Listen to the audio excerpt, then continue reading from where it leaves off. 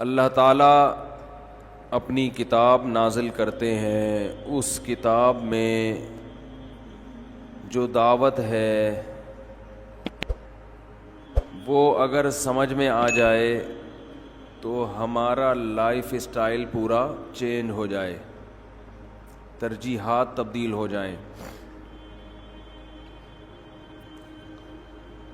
لیکن ہم جب دنیا کی طرف نکلتے ہیں تو ماحول ہمیں کسی اور طرف لے کر جاتا ہے۔ ماحول اور اسلام کی جنگ ہے۔ ماحول کسی اور طرف، آپ جب باہر نکلیں گے دنیا کی باتیں، پیسہ، صحت، عزت، شہرت، سکون، ہر آدمی یہی باتیں کرتا ہوا آپ کو نظر آئے گا۔ قرآن جب آپ پڑھیں گے تو وہ اور ہی دنیا میں آپ کو لے جاتا ہے۔ وہ کہتا ہے اِنَّا جَعَلْنَا مَا عَلَى الْأَرْضِ زِینَةً لَهَا، زمین کے اوپر تمہیں جو کچھ نظر آ رہا ہے یہ زمین کی زینت ہے۔ زینت سجی ہوئی چیز کو کہا جاتا ہے جس میں اٹریکشن ہو، اسے دیکھ کر انسان کا دل اس کی طرف مائل ہو، بچھا چلا جائے۔ اٹ از کالڈ، بولو بھائی، زینت۔ مزین اسی سے نکلا ہے۔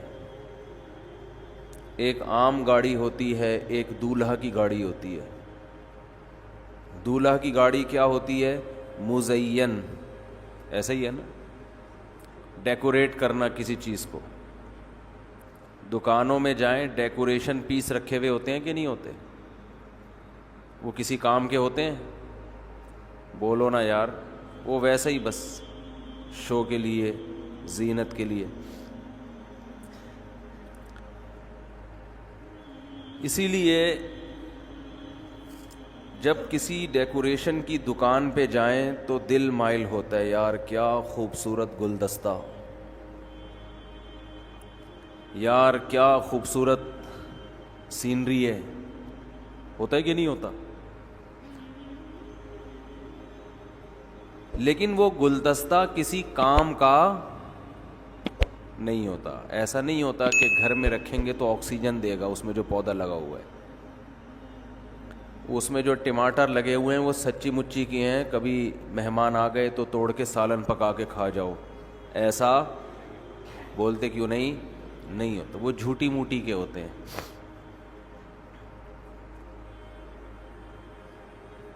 تو اچھا، زینت جو قرآن جو زمین کو زینت کہہ رہا ہے نا، تو زینت ایک آنکھوں کی زینت ہوتی ہے۔ آنکھ کو کوئی چیز بھلی لگے، آنکھ کو کوئی چیز بھلی لگے گی، جیسے گلدستے ہیں، سینری ہے خوبصورت، آبشار بنائی ہوئی ہے اس میں، اور پانی گر رہا ہے، بڑا اچھا لگ رہا ہے۔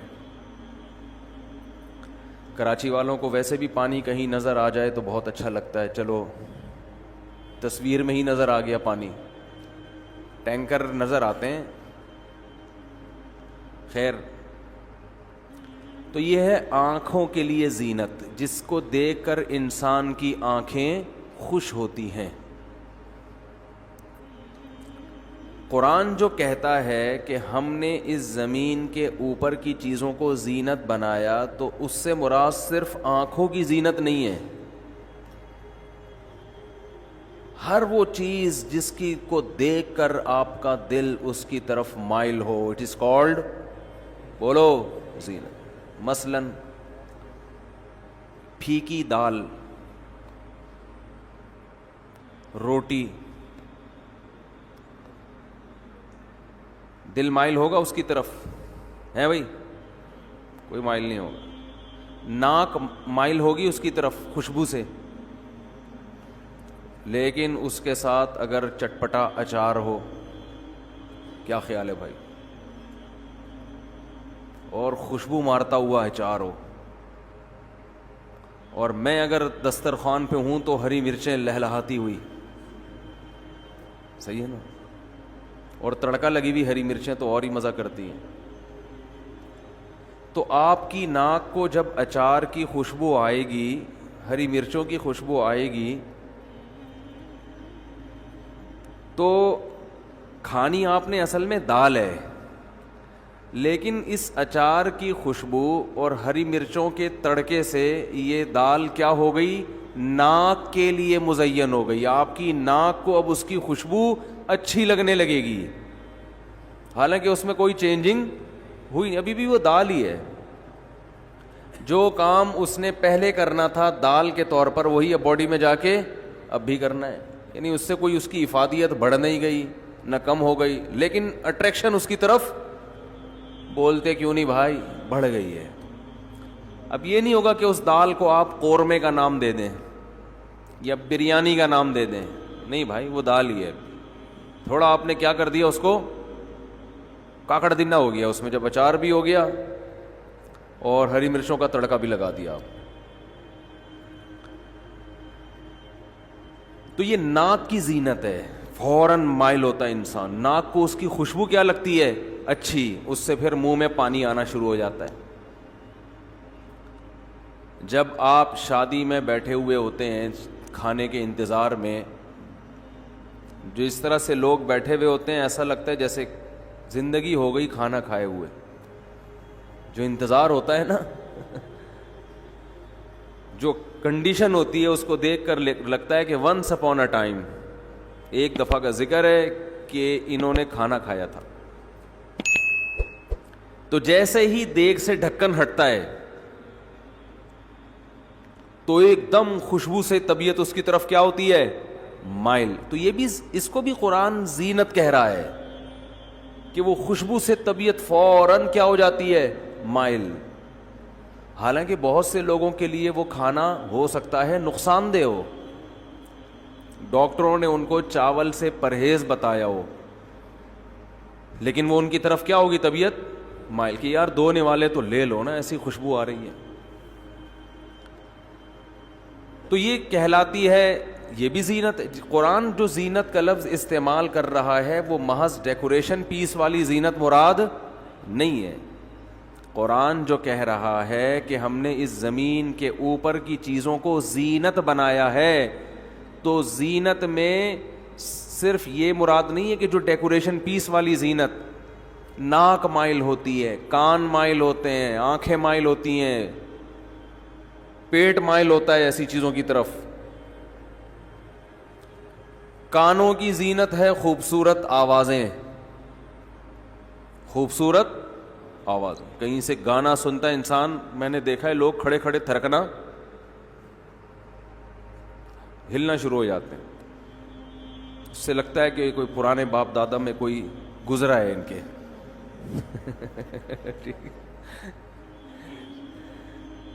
کوئی باپ دادا میں کوئی گزرا ہے، کوئی میراثی ٹائپ کا، معذرت کے ساتھ یعنی گلوکار کہہ لو، میراثی کا لفظ ذرا زیادہ سخت ہو جاتا ہے. کوئی گزرا ہے، کوئی ہے ان کا کوئی لنک، وہ بلڈ سے کچھ نہ کچھ ایک دو بیکٹیریا آ گئے. تو یہ جو گانا سنتے ہی تھرکنا شروع ہو جاتے ہیں، مزہ آتا ہے نا. وجہ کیا ہے کہ حالانکہ اس گانے کی جو ورڈنگ ہے، الفاظ ہے، بسا اوقات انتہائی فحش، انتہائی بیہودہ، بعض دفعہ اس میں شرکیہ بات ہوتی ہے، لیکن شاعری اور موسیقی مل کر اس برائی کو کیا کر دیتے ہیں؟ مزین. کیا کر دیتے ہیں بھائی؟ زینت دے دیتے ہیں. تبھی شاعری کے ذریعے اچھی بات کو برا اور برائی کو اچھا کر کے پیش کیا جاتا ہے. اس کی ایک مثال دیتا ہوں. ابھی کل کہیں کوئی کلپ کسی نے بھیجا، ابھی جو کیا نام ہے وہ کوہ پیما تھے نا، علی سگپارہ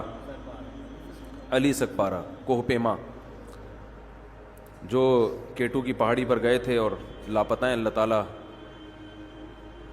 بظاہر یہی ہے کہ انتقال ہو گیا، اللہ ان کی مغفرت فرمائے، ان کے درجات کو بلند فرمائے. کوئی بھی انسان ہو اس کا نقصان بہرحال ایک نقصان ہے.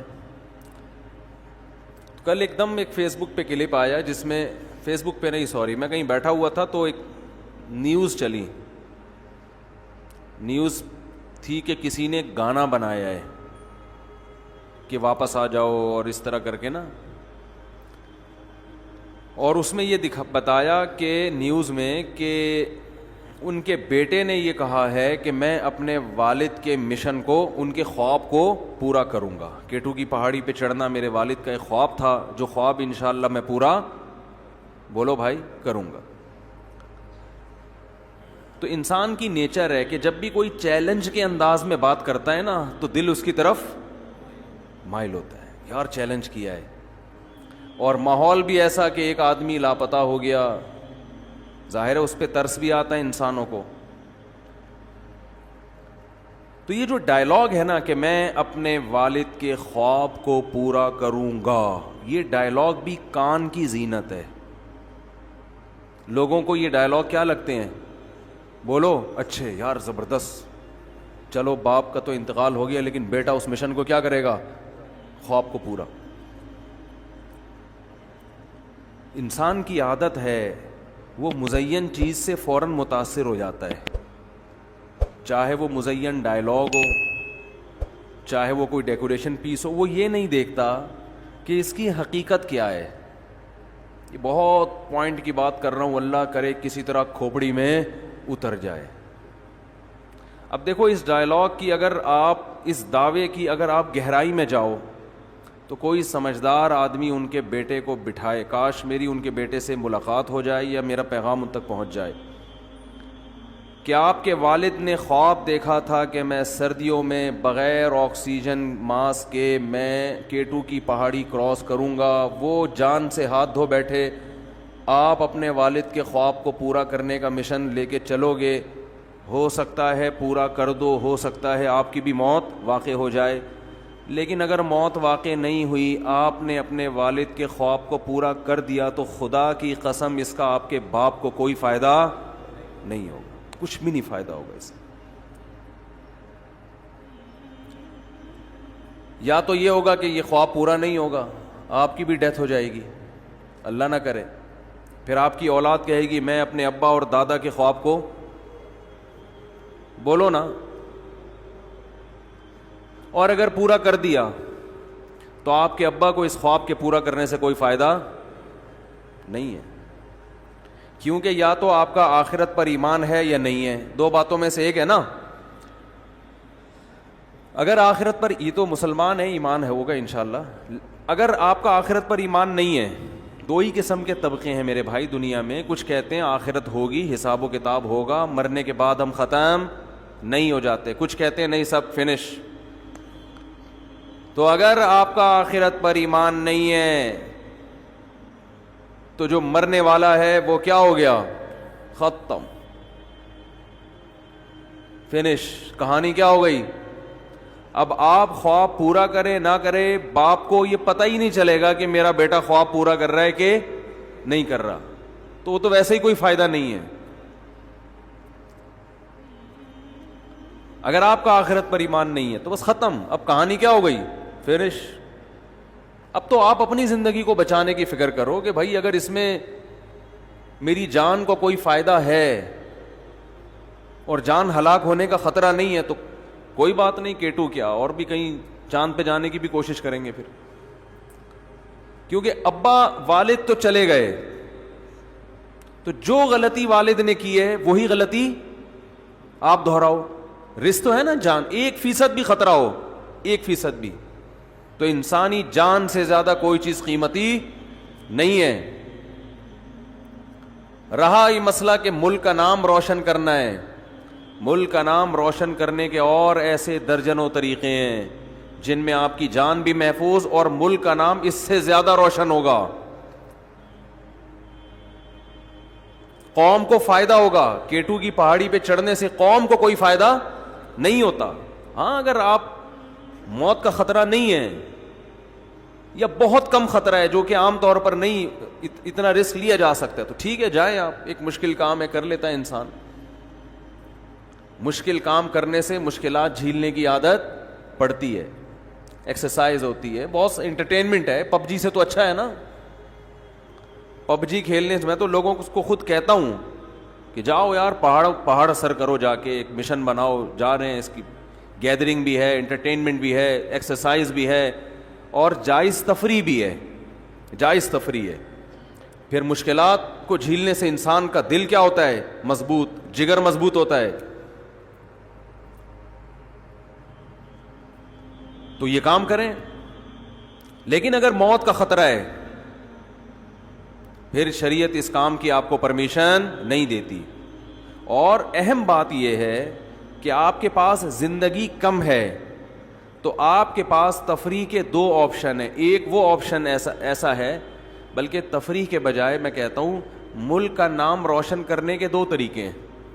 ایک طریقہ ایسا ہے جس سے ملک کا نام بھی روشن ہوگا اور قوم کو عملی فائدہ بھی ہوگا، پریکٹیکلی کوئی فائدہ ہوگا. اور ایک طریقہ ایسا ہے جس سے صرف نام روشن ہی ہو رہا ہے، عملاً ملک کو کوئی فائدہ، کوئی اکانومی مضبوط نہیں ہو رہی، کوئی کچھ بھی نہیں ہو رہا. اور اللہ نے زندگی آپ کو کتنی دی ہے؟ صرف بولتے کیوں نہیں؟ کیا ہو گیا؟ بولو نا بھائی، زندگی کتنی دی ہے؟ ایک دی ہے. تو ٹائم کم ہے، مقابلہ سخت ہے، تو آپ ایسے کام کی سلیکشن کرو گے جس میں ملک کا نام بھی روشن ہو اور قوم کو معتدی ہی کوئی قابل ذکر فائدہ بھی ہو اس میں. جیسے ڈاکٹر عبد القدیر خان نے کیا، نام روشن کیا نا ملک کا. کیا ہو گیا یار؟ بولتے کیوں نہیں؟ خدا کے بولو. ہاں کیا. کیا جا رہا ہے اس میں یار؟ ایٹمی دھماکہ کر کے ملک کا نام روشن کیا نا. ہم بھی باہر کہیں بھی دنیا میں جاتے ہیں، کوئی بھی ہم سے ملتا ہے، سعودیہ والے بولتے ہیں ابے تمہارے ملک میں یہ، ابے تمہارے ملک میں روڈ دیکھو. سعودی کہتے ہیں نا ابے تم غریب غربا. ملیشیا جائیں گے وہ بولیں گے ابے تم غریب قسم کے. ہر جگہ پاکستانیوں کو تانے ملتے ہیں نا. ملیشیا کتنا خوبصورت ملک ہے، کیسے خوبصورت روڈ ہیں اس کے، کیا اکانومی ہے. آپ ترکی جائیں مزہ آ جاتا ہے. وہ ترکی والے بھی ہمیں تانا دیتے نہیں ہیں لیکن دے سکتے ہیں، ابے تم کیا یار غریب غربا کشکول لے کے گھومتے رہتے ہو. کوئی 5 سال مکمل حکومت کرتا نہیں، پہلے ٹانگیں کھینچ کے اس کی ہٹا دیتے ہو. ہے بھائی نہ سیاسی سطح پہ. اپنے جو بگیسٹ سٹی آف کنٹری ہے اس کا حال دیکھو تم جا کے. کچرا خانہ بنا ہوا ہے، وہ گٹر بہہ رہے ہیں، بچے نکل رہے ہیں گٹروں کے اندر سے. اب کیا میں اس پہ بولوں؟ تم یہ تو ملک کا نام روشن ہو رہا ہے. بولو نا کیا ہو گیا؟ نہیں، کہیں سے بھی روشن نہیں ہو رہا. لیکن ایک چیز ہمارے پاس، ہم ان سے پوچھتے ہیں بم ہے تمہارے پاس؟ ہے؟ ملیشیا والے سے بولتے بم ہے، جیب دکھاؤ، چیک. کہہ رہے ہیں بم نہیں ہے بھائی. ہمارے پاس کیا ہے؟ بولو نا. بم ہے. بم ہے. بم کسی بھی ٹائم پہ پھٹ سکتے ہیں. بم کی اپنی دہشت ہوتی ہے. آپ کہیں گے بم ہونے سے کیا ہوتا ہے؟ یہ آپ کو نہیں پتا. لیکن جو ملک دشمن قوتیں ہیں وہ کہتی ہیں معاشی لحاظ سے مضبوط ہو جاؤ، بم ہمیں دے دو. آئی بات سمجھ میں؟ وہ کہتے ہیں کوئی بات نہیں، آپ اکنامیکل بہت مضبوط ہو جائیں، آپ بہت مضبوط ہو جائیں، آپ کی غربت بھی ہم ختم کر دیں گے. آج اگر پاکستان ایگریمنٹ کر لیں امریکہ کے ساتھ کہ یار ہمارے ساتھ ایگریمنٹ کرو، ہماری غربت ختم کرو، کراچی کو بنا دو جیسے خود ہو ویسے، ایسا ہٹو بچوں کنٹری بنا دو ہمارا، وہ بنا دیں گے. کہیں گے 2 چیزیں دے دو، ایک فوج ہمارے کنٹرول میں دے دو اور ایک بم اپنی پینٹ سے نکال کے ہماری پینٹ میں ڈال دو. یہ جو پٹاخہ ہے نا یہ ہمیں بالکل بھی اچھا نہیں لگتا. بات آ رہی ہے سمجھ میں؟ تو ملیشیا نے چونکہ یہ کام کیا ہے، ملیشیا نے یہ کام کیا ہے. ملیشیا کی کوئی مضبوط آرمی نہیں ہے، کوئی بم نہیں ہے، کر رہا ہے ترقی، کرتا رہے گا. باقی کنٹری بھی کرتے رہیں گے، پاکستان کو نہیں کرنے دیں گے یہ اتنے آرام سے. بلوچستان میں سونا ہے، بلوچستان میں تیل ہے, گیس ہے, کوئلہ ہے, 2 سال کے کوئلے کے ذخائر ہیں, اتنا بہترین کوئلہ کہ میں نے خود ایک ماہر معیشت سے براہ راست سنا کہ بلوچستان کو اگر کھودنا شروع کر دیا جائے تو پاکستان لیبیا برونائی کو پیچھے چھوڑ دے گا. اتنے وسائل اللہ نے دیے ہیں, سندھ میں ہے, بلوچستان میں ہے, کراچی میں, کیا کچھ نہیں ہے. چاروں موسم آتے ہیں, پہاڑ دیکھو ہمارے, دنیا کی سب سے بڑی پہاڑی ٹھیک ہے ماؤنٹ ایوریسٹ ہے, لیکن K2 کا مقابلہ نہیں کر سکتی. ماؤنٹ ایوریسٹ بھی K2 سے چند فٹ ہی بلند ہے. پہاڑی علاقے بھی ہیں, سرسبز علاقے بھی ہیں, صحرا بھی ہیں, چٹانیں بھی ہیں, کون سی چیز ہے جو نہیں ہے. لیکن اتنی پابندیاں آپ کے اوپر لگی ہوئی ہیں, کیوں؟ آپ کے پاس کیا ہے؟ بولنے میں اتنا مزہ آتا ہے, مجھے اتنا مزہ, بم ہے, مجھے اتنا مزہ آ رہا ہے بولنے میں, ایسا لگتا ہے جیسے میری جیب میں رکھا ہوا ہے. تو آپ کو بولنے میں مزہ نہیں آ رہا, مجھے تو بولنے میں اتنا مزہ آ رہا ہے. ہمارے پاس کیا ہے؟ بم ہے. تو یہ نام روشن کیا ڈاکٹر عبد القدیر خان, اور صرف اکیلے نے نہیں کیا, ان کے ساتھ جو سائنٹسٹ تھے انہوں نے کیا. تو یہ قابل فخر ہے ہمارے لیے, یہ ہے قومی ہیرو. کوئی میدان جنگ میں بہادری کے جوہر دکھاتا ہے, کوئی میڈیکل سائنس میں کوئی کارنامہ کر کے لاتا ہے. یہ لوگ ہیں جو حقیقی معنوں میں ملک کا نام روشن کرتے ہیں. میں علی سکپارہ کی کوئی برائی نہیں کر رہا, ان کی جو نیت تھی اللہ ان کی مغفرت فرمائے, ان کے درجات کو بلند فرمائے, لیکن جو بات ہمیں جو صحیح لگے گی ہم تو وہی کریں گے نا, ہم تو وہی کریں گے. بھائی زندگی اللہ نے آپ کو تھوڑی دی ہے, تو اس تھوڑی زندگی میں آپ کے پاس ٹائم کم ہے, مقابلہ سخت ہے, تو اس ٹریک کو متعین کرو جس میں بلندی بھی ہو اور قوم کا فائدہ بھی ہو, اور مرنے کے بعد صدقہ جاریہ بھی ہو. ڈاکٹر عبد القدیر خان نے وہ کام کیا ہے کہ ہمارے بڑے علماء کہتے ہیں کہ آج ہماری داڑیاں اور پگڑیاں ڈاکٹر عبد القدیر خان جیسے سائنسدانوں کی وجہ سے محفوظ ہیں, ورنہ پاکستان کو کب کا ملیا میٹ کر چکے ہوتے, کب کا ملیا تباہ ہو چکا ہوتا پاکستان. وہی حشر کیا ہوتا جو عراق کا ہے اور لیبیا کا حشر ہے, یہاں بھی وہی سب کچھ ہو رہا ہوتا. انڈیا کھا چکا ہوتا آپ کو اب تک. تو یہ صدقہ جاریہ کہلاتا ہے, ایسا کام کہ آپ کے مرنے کے بعد بھی اس کا سلسلہ جاری رہے. تو میں ان کے بیٹے سے ایک ریکویسٹ کروں گا, درخواست کروں گا کہ آپ اپنے والد کے خواب جو تھا نا اس کو پورا کرنے کے بجائے آپ کوئی ایسا کام کریں کہ وہاں اپنے والد کو فائدہ پہنچائیں, کوئی ایسا کام کریں. تو میں یہ پہلی بات مکمل کر دوں کہ آخرت پر ایمان بعض لوگوں کا ہوتا نہیں ہے, تو ان کے لحاظ سے تو جو دنیا سے جانے والا ہے وہ کیا ہو گیا, چلا گیا. اب اس کے خواب کو آپ پورا کریں یا ادھورا چھوڑیں, مرنے والے کی صحت پہ کوئی فرق نہیں پڑتا, وہ تو ہڈیاں ہو کے ختم. اور اگر آپ کا آخرت پر ایمان ہے کہ نہیں مر کے ختم نہیں ہوتا, حساب و کتاب شروع ہوتا ہے, تو آخرت پر ایمان جس کا ہے تو ہمیں اللہ اس کے رسول نے بتایا ہے کہ آخرت میں نیک عمل فائدہ پہنچاتا ہے. ولد صالح يدعو له, وہ نیک اولاد جو باپ کے لیے دعائیں مانگتی ہے مغفرت کی. علم ينتفع به, علم جس سے فائدہ اٹھائیں لوگ, کوئی بھی علم ہو, چاہے دین کا علم ہو یا دنیا کا علم ہو, جس سے لوگ فائدہ اٹھائیں. ينتفع به, کیا الفاظ ہے. آج مجھے اس حدیث کا مطلب سمجھ میں آ رہا ہے.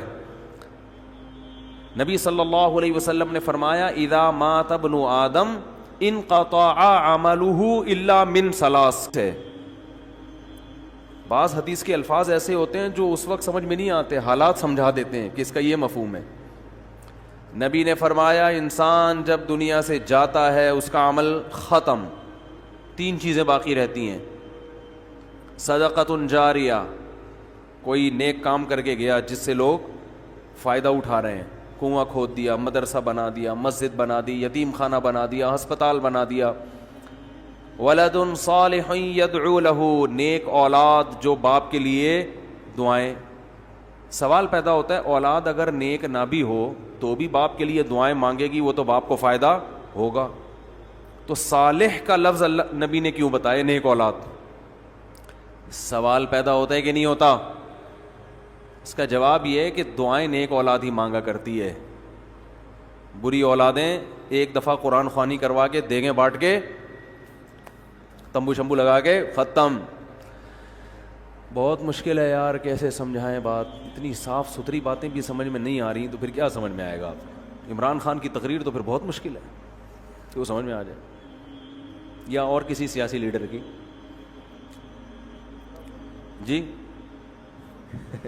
ٹھیک. تو ولد صالح يدعو له, نیک اولاد جو دعا مانگے. اس لیے کہ نبی صلی اللہ علیہ وسلم کو یہ بات معلوم ہے کہ جو دعائیں مانگنے والی اولاد ہے وہ بری اولاد دعائیں مانگتی نہیں ہے, وہ فارمیلٹی پوری کرتی. ابا کا تیجا ہے تو تمبو شمبو لگائے, قرآن خوانی مسجد میں بچوں کو بلا کے پیسے پکڑا دیے, یعنی ثواب بھی بک رہا ہے مارکیٹ میں. ٹھیک ہے نا, کہ مدرسے کے بچوں کو بچے بھی دیکھ رہے ہوتے ہیں آج بریانی ٹائٹ, وہ اسی حساب سے بخشش کی دعا کرتے ہیں جتنی اس بریانی میں بوٹیاں نظر آئیں. اگر دال چاول کھلاؤ گے تو وہ ایسی پھسپھسی سی دعا نکلے گی ان کے منہ سے. ٹھیک ہے نا. جتنا گاڑھا سالن ہوگا اتنی زیادہ بخشش دعا, یعنی ایسی پاورفل دعا. تو وہ فارمیلٹی ہے کہ ابا تھے, پھر سالانہ برسیاں منا لیتے ہیں. یہ کوئی مغفرت کا, یہ کوئی اصالہ ثواب تھوڑی ہے, تو کچھ بھی نہیں ہے, ایسے ہی ہے, انٹرٹینمنٹ ہے, ایک فارمیلٹی ہے کہ ہر قوم میں کچھ رسومات ہوتی ہیں تو مسلمان بھی کچھ رسومات کر لیتے ہیں. یہ دعا نہیں ہے. حکیم الامہ مولانا اشرف علی تھانوی رحمہ اللہ تعالیٰ تھے بڑے کڑک مزاج. ان کو کسی نے ہدیہ دیا اور فرمایا, ہدیہ دیتے ہی فرمایا دعا کریں میرے لیے. انہوں نے فوراً ہدیہ واپس کیا, فرمایا ہمارے ہاں دعائیں بکتی نہیں ہیں. یعنی مطلب یہ کہ فری میں بھی میں کر سکتا تھا, ہدیہ دے کے فوراً کے دعا کریں تو اس سے گویا یہ لگ رہا ہے کہ پہلے یہ پیسے لے لیں اس کے بعد کیا کریں. وہ کڑک مزاج تھے تو وہ کہہ دیا کرتے تھے. انہوں نے کہا یہ ہمارے یہاں فری میں دعائیں ہو جاتی ہیں. تو وہ پھر معذرت کی اس نے, حضرت وہ تو میں ویسے ہی لگا دیا میں نے ساتھ میں, مقصد تو یہ تھا کہ دعا کریں, تو میں ویسے ہی دے رہا ہوں. تو کوئی لالچی ہو تو وہ کیا کرے گا, لفافہ لے کے دعا, پھر کہے گا مزید دعا کروانی ہے تو اس کے الگ چارجز ہوں گے, مزید دعا کروانی ہے تو اس کے الگ ریٹ ہیں. یہ پیر چل رہے ہیں آج کل, جاہل پیر جو ہے نا, یہ دم درود اور یہ دیکھو نا, یہ ہر دعا کے پیسے ہیں ان کے الگ. خیر, تو نیک اولاد جو باپ کے لیے, ولد صالح يدعو له, تو اللہ علی سگپارا کے بیٹے کو جس نے یہ کہا ہے کہ میں اپنے باپ کا مشن خواب پورا کروں گا, اللہ اس کو ولد صالح بنا دے تاکہ وہ خواب پورا کرنے کے بجائے باپ کی مغفرت کے لیے دعاؤں کو زیادہ فوکس کرنا شروع کر دے. کہ اب ان کے لیے دعائیں مانگو, صدقات و خیرات کرو ان کے لیے. اور تیسری چیز جو نبی نے بتائی, او علم ينتفع به, ایسا علم چھوڑ کر جائے جس سے لوگوں کو فائدہ ہو. اب تک جو میں یہ حدیث سنتا تھا نا, علم تک دماغ جاتا تھا کہ نبی نے فرمایا کوئی علم چھوڑ کر جاؤ. آج مجھے نہیں پتا تھا یہ ينتفع به کی قید کیوں لگا دی, وہ علم جس سے لوگوں کو کیا ہو, فائدہ. ابھی جب میں بیان کر رہا ہوں تو مجھے سمجھ میں آیا کہ بہت سے علوم ایسے ہوتے ہیں جو علم تو ہوتے ہیں مگر پبلک کو اس سے فائدہ نہیں ہوتا. جیسے کوہ پیما کو عبور کرنا, یہ علم تو ہے, یہ بھی ایک علم ہے نا, ہر آدمی کا کام تھوڑی ہے. علم کا مطلب کوئی چیز کا آنا, کوئی چیز جاننا, کوئی ایبلٹی ہونا, یہ بھی ایک علم ہے. ہر آدمی یہ کام نہیں کر سکتا, جس کو آتا ہے وہی کرے گا. تو اس علم سے اگر بعد والوں کو فائدہ ہو رہا ہے پھر تو یہ علم فائدہ پہنچائے گا. فائدہ نہیں ہو رہا تو پہاڑ سر کرنا بذات خود کوئی کمال کی بات نہیں ہے.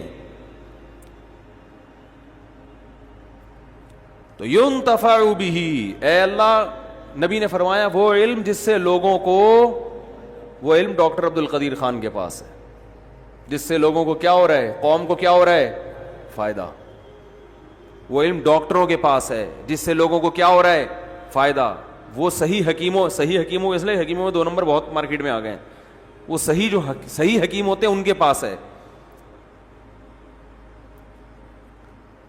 تو اور ایک اور حدیث میں آتا ہے, آپ صلی اللہ علیہ وسلم نے دعا مانگی, اللہم انی اعوذ بک من علم لا ينفع ومن عین لا تدمع ومن دعاء لا يستجاب لها. اے اللہ میں تیری پناہ مانگتا ہوں ایسی آنکھ سے جو روتی نہ ہو. سخت آنکھیں ہوتی ہے نا, نصیحت کی بات سن کے بھی اس کو رونا نہیں آتا. مجھے ایسی آنکھ نہیں چاہیے, ایسی آنکھ چاہیے جو تیری یاد میں تیرے خوف سے روتی ہو. فرمایا وَمِنْ عِلْمٍ لَا يَنْفَعُ, اور ایسے علم سے بھی پناہ مانگتا ہوں جو فائدہ, بولو نا بھائی, نہ پہنچائے. آج بہت سے لوگ ایسے ہیں جن کو علم نہ صرف یہ کہ فائدہ نہیں پہنچا رہا بلکہ الٹا نقصان پہنچا رہا ہے. جن میں یہ جو فتنہ پرست ٹائپ کے لوگ ہیں نا, جو چند آیتیں چند حدیثیں یاد کر کر کے فرقواریت پھیلا رہے ہیں, جیسے جیسے غیر اہل کے ہاتھ میں آپ بم پکڑا دیں, بچے کے ہاتھ میں کلاشن کوف پکڑا دیں, تو بجائے حفاظت کے وہ ہر ایک کو نشانہ بنائے گا.